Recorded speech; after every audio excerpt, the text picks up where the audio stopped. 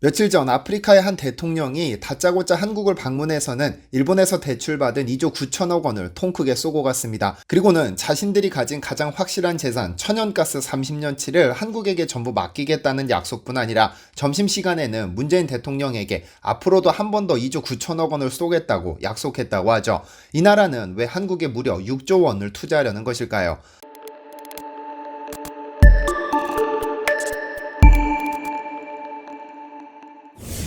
안녕하세요. 디스멘터리입니다.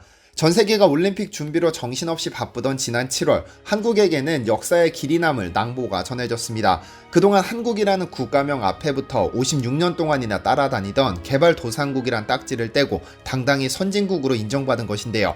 1964년 개발도상국의 산업화와 국제무역 참여 증진을 위해 발족한 UN 무역개발회의는 회원국을 A그룹 99개, B그룹 31개, C그룹 33개, D그룹 25개로 분류하고 있는데 이 중 한국은 그간 A그룹, 즉 아시아 아프리카 그룹으로 분류되었었습니다. 당연히 동아시아에 살고 있으니 A그룹이 맞지만 지난 7월 웅크타드는 한국을 B그룹으로 지위를 변경시켰죠. 바로 선진국 그룹입니다. 세계 10위권의 경제 규모, G7 정상회의 참석 등 이미 선진국으로 불려도 충분한 지위를 누리는 만큼 웅크타드에서도 한국을 선진국 그룹으로 변경시키기로 만장일치로 통과됐습니다.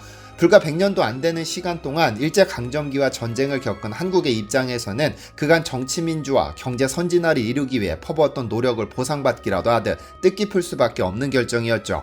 그런데 한국이 그토록 떼어내고 싶었던 꼬리표, 즉 개발도상국이라는 꼬리표를 떼어내고 싶은 나라들이 많습니다.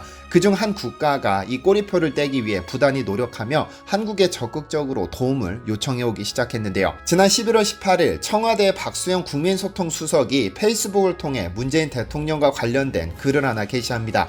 가장 지근거리에서 대통령을 만나는 그의 업무상 언론을 통해 볼 수 없는 대통령의 모습을 브리핑이 없는 대통령 이야기라는 제목으로 공개하고 있었는데 25번째 이야기를 썼습니다. 내용인 즉슨 문재인 대통령이 진행한 참모회의 중 이례적으로 언론 보도에 불만을 표출했다는 것인데요. 실제 대통령의 성격을 알 수 없지만 여러 언론 매체를 통해 보여지는 모습을 보면서 개인적으로는 온화한 성격이라고 생각했었는데 이런 기사를 읽고 의아했던 기억이 있습니다. 박수현 수석에 따르면 16일 아침 참모회의에서 대통령이 언론 보도에 대해 의견을 표명했다. 구체적 기사에 대해 문재인 대통령의 의견을 말씀하시는 건 꽤 이례적이라면서 이 사업이 얼마나 중요하면 한 국가의 대통령이 한국까지 날아왔겠느냐며 언론 보도에 조금 더 신경 써야 한다는 취지의 아쉬움을 토로했다고 했습니다. 문 대통령의 대화에 등장하는 대통령은 바로 아프리카 모잠비크의 필리프 뉴지 대통령입니다. 지난 11월 15일 모잠비크의 필리프 뉴지 대통령은 바쁜 일정을 모두 제쳐두고 아내와 함께 경상남도 거제시로 날아왔습니다. 그가 거제로 날아온 이유는 딱 하나, 바로 삼성중공업 거제조선소에서 거행된 선박 명명식 때문입니다.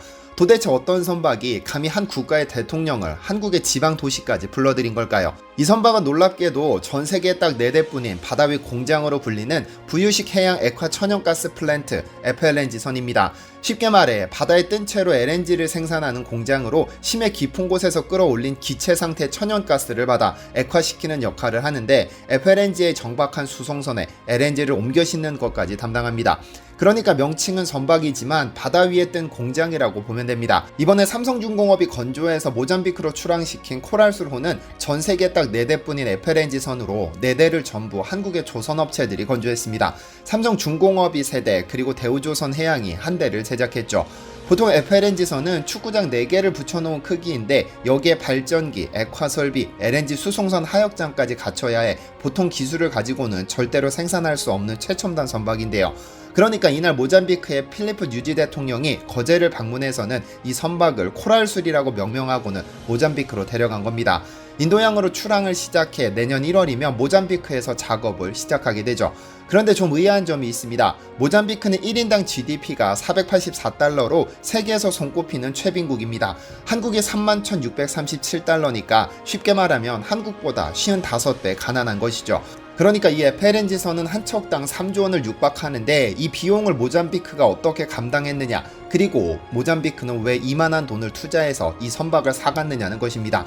정답은 일본과 천연가스에 있습니다. 왜냐하면 이 돈이 일본으로부터 왔기 때문이죠. 작년 7월 모잠비크는 LNG 개발 사업에 필요한 총 144억 달러, 우리 돈으로 약 17조 원에 해당하는 금액을 일본 정부의 금융기관인 국제협력은행에서 협조융자했습니다.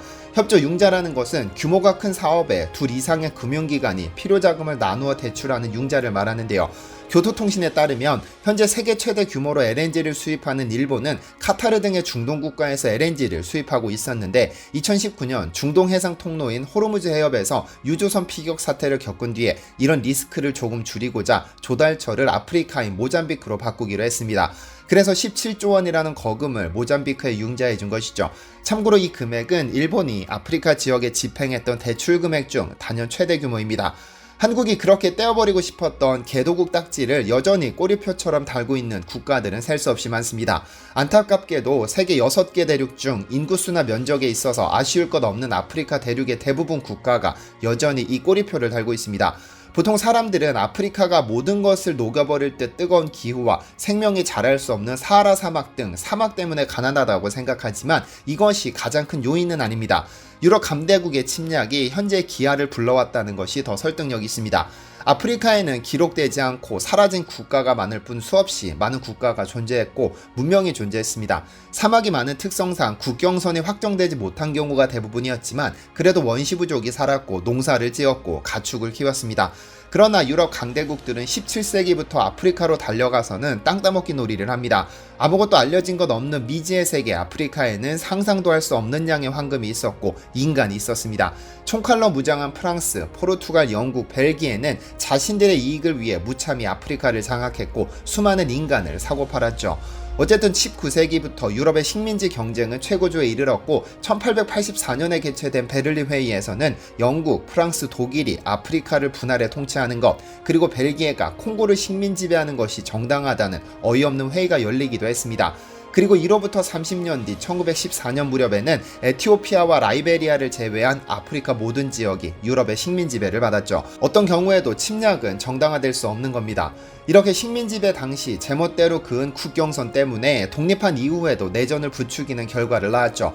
그러나 아프리카가 여전히 가난하기는 하지만 그 아래 매장된 지하자원 규모는 축복이라고 불릴 정도로 어마어마한 매장량을 자랑합니다. 특히 오늘의 주인공 모잠비크의 경우는 세계 최대 규모의 천연가스를 보유하고 있습니다.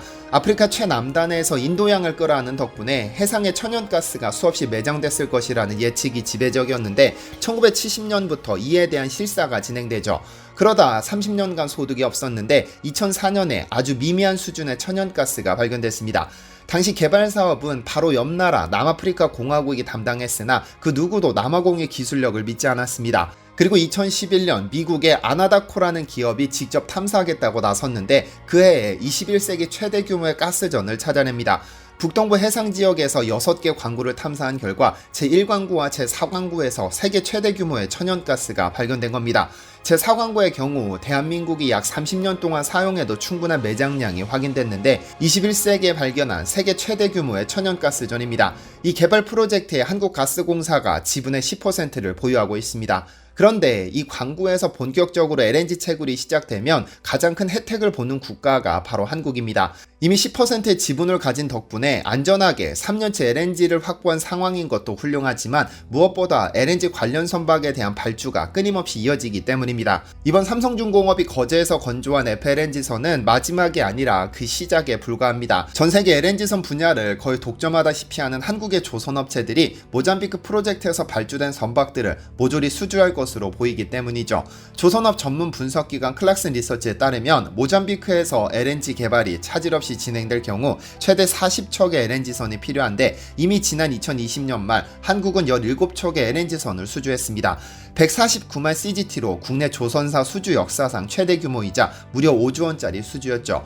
일본이나 중국 등 조선업을 보유한 국가들의 LNG선 건조 능력이 현저히 떨어지는 관계로 이후 추가로 발주될 23척가량의 LNG선도 전부 한국 한국이 수주할 것으로 전문가들은 예측하고 있습니다.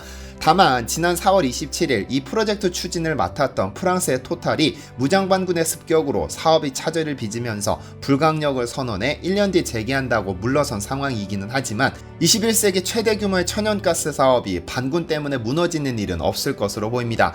그런데 한국 기업의 수주는 여기에서 그치지 않습니다. 대우건설이 무려 5천억짜리 LNG 부대 설비 공사도 수주해버렸죠. 제1광구는 모잠비크 최북단 팔마의 아푼지 산업단지에서 연간 6,500만 톤 규모의 LNG 액화트레인 2기와 부대 설비를 건설하는 공사로 대우건설은 이 중 핵심으로 볼 수 있는 철골, 기계, 배관, 전기계장 등의 공정을 맡았습니다. 사실 대우건설은 이 LNG 액화플랜트 분야에서 독보적인 기술력을 가진 것으로 평가받습니다. 현재 전세계 가동 중인 90기의 플랜트 중 10기를 시공하면서 시공 경험과 능력을 모두 보유했죠. 이미 2020년 5월에는 2조 원 규모의 나이지리아 프로젝트를 따내면서 글로벌 건설사들이 독점한 분야를 가져왔고 인도네시아, 베트남, 싱가포르, 홍콩 등에서도 수주를 따내 그 명성이 곤고해지고 있습니다.